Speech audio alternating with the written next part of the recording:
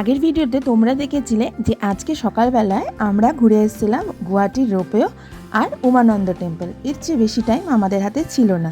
Lunch করে আমরা back করেছিলাম আমাদের হোমস্টেতে, বিকজ আমাদের রাতের ট্রেন কিছু লাস্ট মুহূর্তে প্যাকিং বাকি ছিল। তো এখন বাজে রাত্রি 9টা। আমরা ডিনার করে অল ডান আমাদের। এবার আমরা বেরাবো। যদিও এখান থেকে স্টেশন বেশি দূরে না, বাট তাও আমাদের কাছে অনেকগুলো লাগেজ আছে, আর হোটেলে বসেই বা কী করবো, তার চেয়ে বরঞ্চ স্টেশনের জন্য বেরিয়ে যায়। তো চলো একেবারে বেরিয়ে নিই, বেরিয়ে গিয়ে বাকি কথা হচ্ছে। আর হ্যাঁ, আমরা যাচ্ছি আজকে রাত্রি 10:55 কাঞ্চনজঙ্ঘা এক্সপ্রেসে। অনেক কিছু স্মৃতি নিয়ে আজকে ব্যাক করে আমরা গুয়াহাটি ব্যাক করে ঢুকছি কলকাতাতে। চলো আমরা এই মুহূর্তে দাঁড়িয়ে আছি গুয়াহাটি স্টেশনে, চলে এসেছি। এখন বাজে হচ্ছে কি রাত্রি 10:15। আমাদের ট্রেন আসবে 45 মিনিট, এখনও 1 ঘন্টা দেরি আছে। তো চলো যাই ভিতরে, প্ল্যাটফর্ম খুঁজে নিই, দেন তারপর। যেদিন আমরা গুয়াহাটি এসেছিলাম সেদিনকে গুয়াহাটি স্টেশনটা ভালোভাবে দেখা হয়নি। তো দেখো গুয়াহাটির ভিতরে স্টেশনটা কি সুন্দর। এখানে আসামের কালচারের পুরো ছোঁয়া লাগানো আছে। চারিদিকে এত সুন্দর শিল্পকলা যে তোমাদের চোখ ধাঁধিয়ে যাবে, আর এই শিল্পকলা তোমাদের মনকেও ছুঁয়ে যাবে।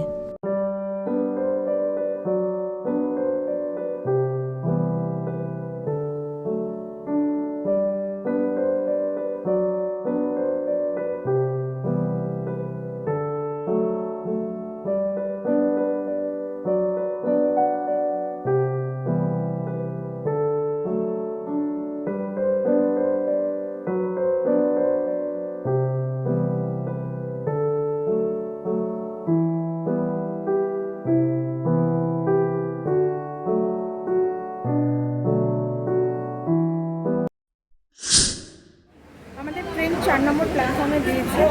তড়িঘড়ি করে ওখানে এলাম, সিঁড়িতেই উঠে সবার কাছে আছে। এখন ট্রেন ঢুকছে, ট্রেন বিফোর টাইমে আছে আজকে। আমরা এগোচ্ছি আমাদের কোচের দিকে, কারণ সবার কাছে প্রচুর লাগেজ রয়েছে, উঠতে হবে। অনেকটা বড় গুয়াহাটি স্টেশন। আমাদের ট্রেন ঢুকছে স্টেশনে, আর যথারীতি এসি কোচ অল টাইম একটু পিছন দিকেই পড়ে। তো আমরা এগোচ্ছি এখন ওটারই দিকে।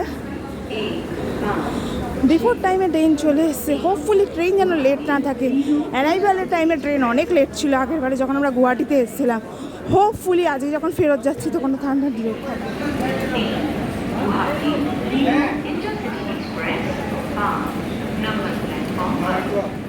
তো গুয়াহাটি থেকে কলকাতায় যাওয়ার জন্য মেনলি 3খানা ট্রেন আছে, যার মধ্যে সবচেয়ে বেস্ট ট্রেন হচ্ছে সরাইঘাট। কিন্তু আমরা নিয়েছিলাম কাঞ্চনজঙ্ঘা। তার রিজন হচ্ছে পাহাড়ের ওয়েদার আনপ্রেডিক্টেবল।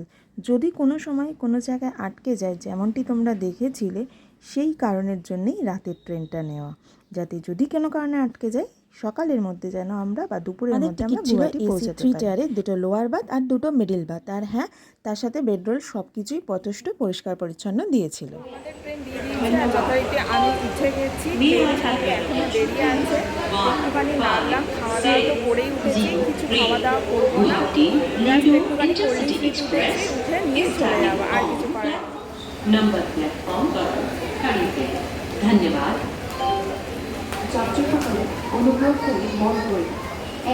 সময়ের 1 মিনিট দেরিতে কাঞ্চনজঙ্ঘা এক্সপ্রেস গুয়াহাটি স্টেশন ছাড়লো।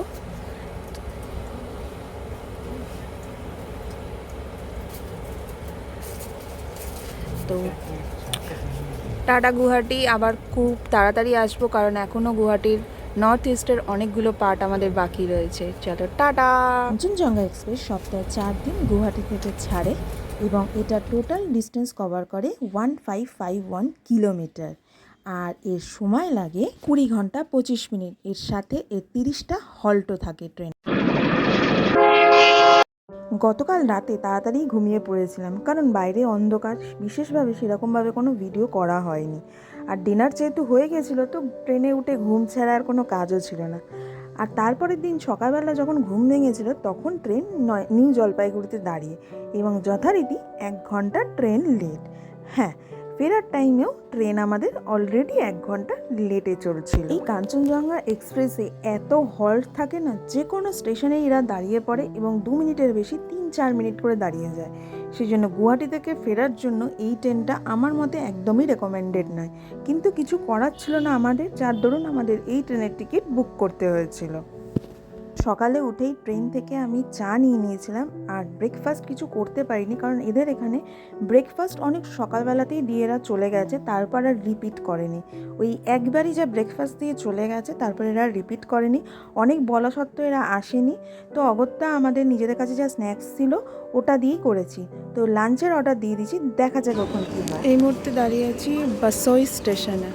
এই হচ্ছে বাসোই স্টেশন।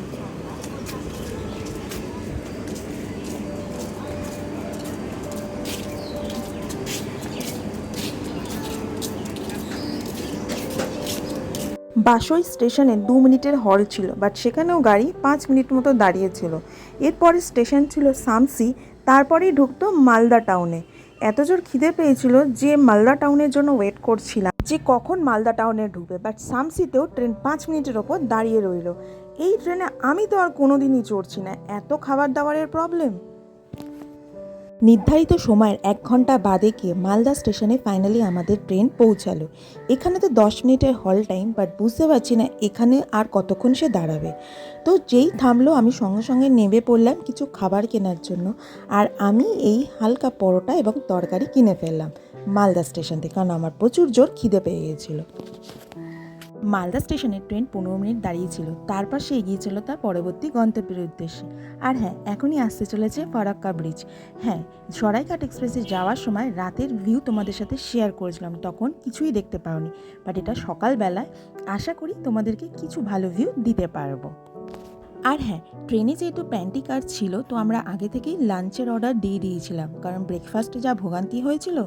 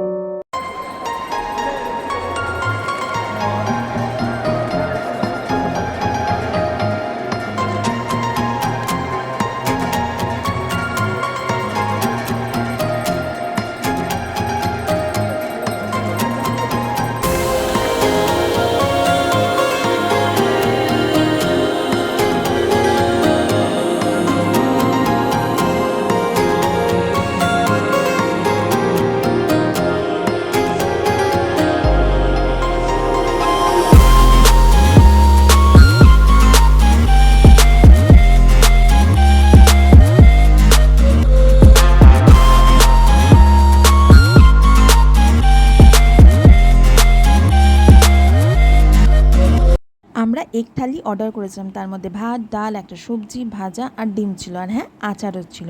টেস্ট মোটামুটি ছিল, খারাপ ছিল না, খাওয়ার মতো ছিল। লাঞ্চের পর আমার একটু চোখ লেগে গিয়েছিলো, যখন ঘুম ভাঙলো তখন দেখি ট্রেন বর্ধমান স্টেশনে দাঁড়িয়ে রয়েছে, আর ততক্ষণে ট্রেন প্রায় 50 মিনিট মতো লেটে চলছে।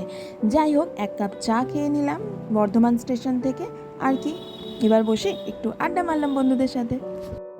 এই ট্রেনের হল যেহেতু দক্ষিণেশ্বরে 2 মিনিট মতো ছিল, সেই জন্য আমরা দক্ষিণেশ্বরেই নেমে গিয়েছি, কারণ ওখান থেকে আমাদের বাড়ির দূরত্বটা অনেকটাই কম। আমরা আর শিয়ালদা যাইনি, ওই জন্য দক্ষিণেশ্বরে ফাইনালি 1 ঘন্টা লেটে ট্রেন পৌঁছে আমরা নেমে গেলাম। আর হ্যাঁ, ট্রেন লেট ছিল, খাবারের একটু সমস্যা ছিল, আর বাদবাকি ওটা বাদ দিলে বাদবাকি ট্রেনে আমাদের আর সেরকম কোনো অসুবিধা হয়নি। আর আমরা যেদিনকে ফিরেছি তার 2 দিন বাদেই ছিল পুজো। তো তোমরা জানো পুজোতে কলকাতা কী সুন্দর সেজে ওঠে, আর পুজোর সময় কলকাতা ছেড়ে থাকতে একদমই মন চায় না, তাই তো আগে ঘুরে এলাম অরুণাচল। তো এই ছিল আমার পুরো অরুণাচলের সিরিজ, যেটা আজকে ফাইনালি কমপ্লিট হলো। আশা করি তোমাদের এই অরুণাচল প্রদেশের সিরিজটা ভালো লেগেছে।